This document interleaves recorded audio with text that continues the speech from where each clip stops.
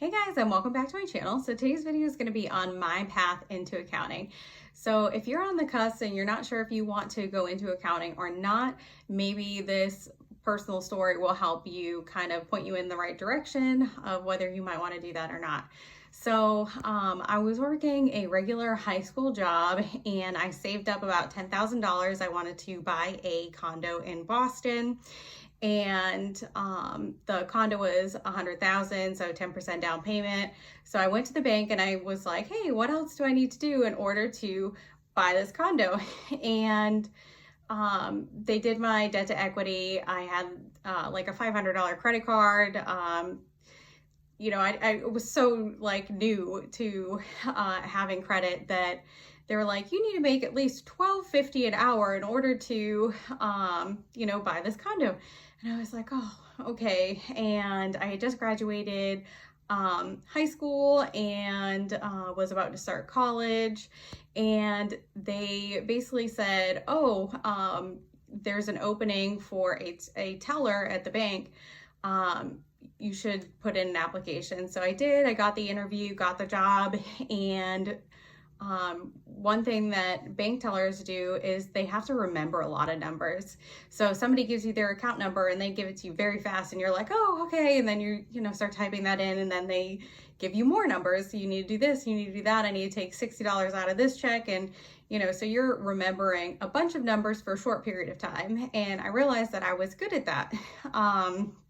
So accountants don't use a lot of math. It's addition, subtraction, multiplication, and division. There's no complicated, trigonometric functions or anything crazy.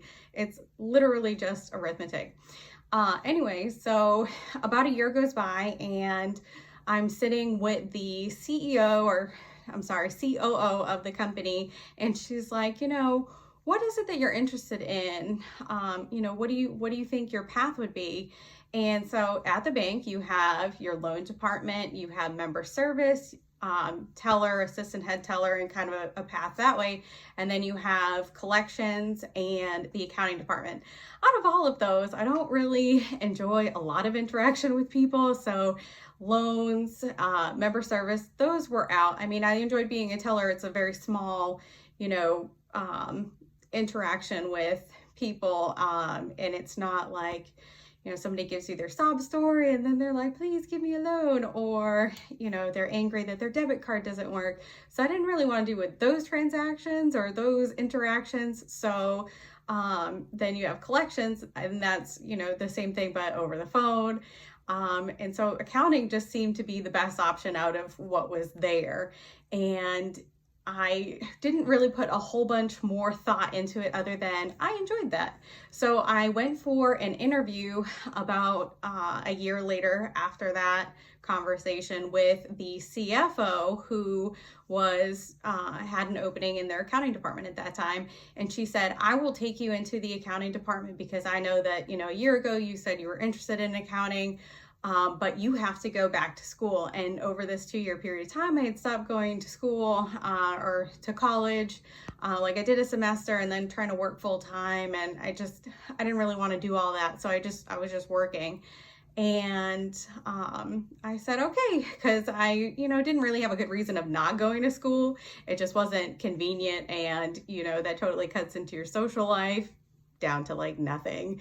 So I started going to school, and I was taking more accounting courses because that was, kind of part of not the deal, but it's kind of something that was basically unsaid. It was, you have to go to school, not you have to go to school for accounting, but I want you to have an education.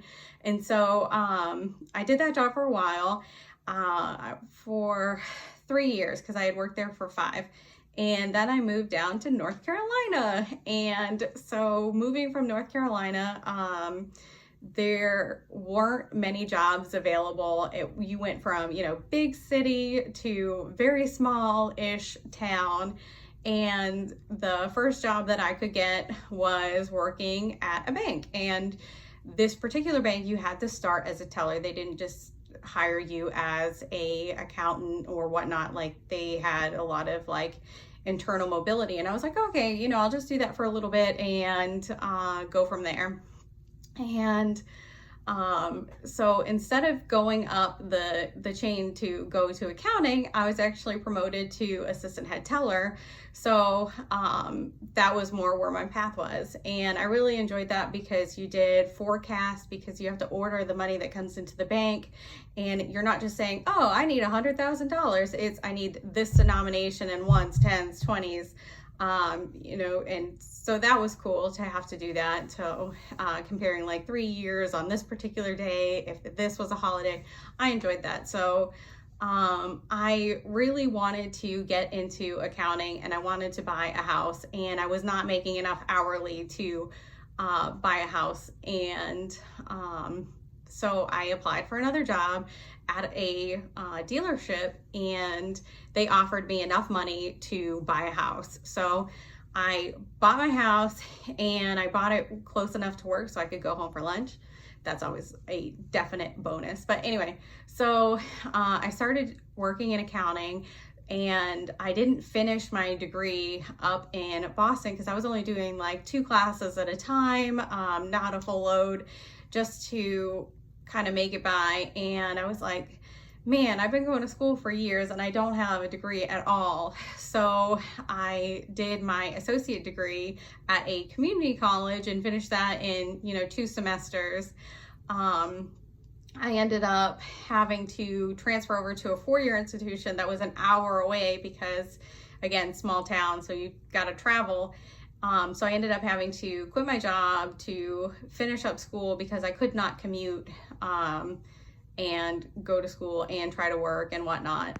So I finished my undergrad, and in my last semester I got hired on to the place that I've already talked about, where I got hired on as a controller for a dealership. And they had, I think when I was hired, they had like 3 dealerships and a warranty management company, a finance company, and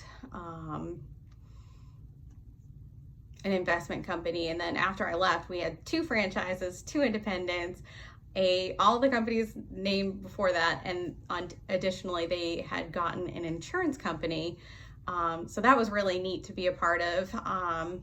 But anyway, so when I started working there, I did my master's program. I did it online.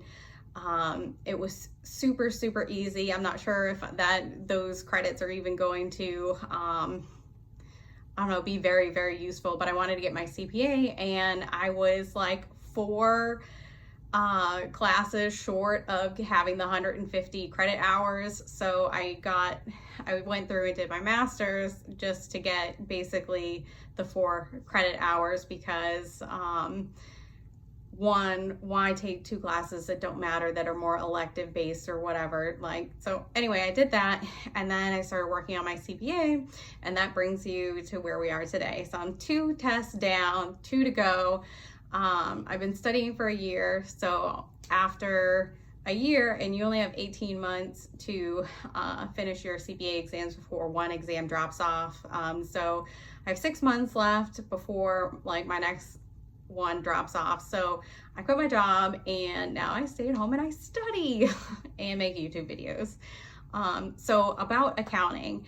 So it wasn't that I was driving forward to accounting. It was just, hey, this is what's available. This is what I'm going to take. And I was really good with remembering numbers for a short period of time. And that's really important for accounting. I enjoyed all of the things that, I've done in my work life. I enjoyed financial statements. And that's why I kind of kept pushing forward to build up and build up and build up. One of the questions that I always get asked from underling staff is, why do you do accounting? Because most of the time it's their first accounting job coming into the office, and they're like, I don't like this, or I don't want to do this. We actually had somebody come in who got a 4-year degree in accounting and never had a job in accounting, and came to accounting and was like, I can't sit at a desk all day. So you definitely have all of those factors that come into it. I push forward with accounting because there's so many options, like and there's always a place for an accountant. Like every job needs to keep track of their money, or every company needs to keep track of their money. I definitely would suggest, if you are going to be, in accounts payable, accounts receivable, keep going. Don't be a lifetime clerk. Some people completely settle for that, and then that's all that they do, and that's great for them or whatnot, but that wouldn't keep me not entertained, but I wouldn't be able to do that for so many years. All of the positions that I've done have been very different, and I'm getting my CPA so that way I could do more online based accounting. I could work from home. I'm kind of interested in converting financial statements from IFRS to GAAP overseas. I have taken 8 years of French in high school and middle school, and I feel like if I were able to re-study French and become fluent in it, because that was quite a few years ago and I've lost a bit of that, but I feel like if I was able to sharpen that I would be able to work from home, have shorter hours and just do something that I enjoy. Thanks for watching.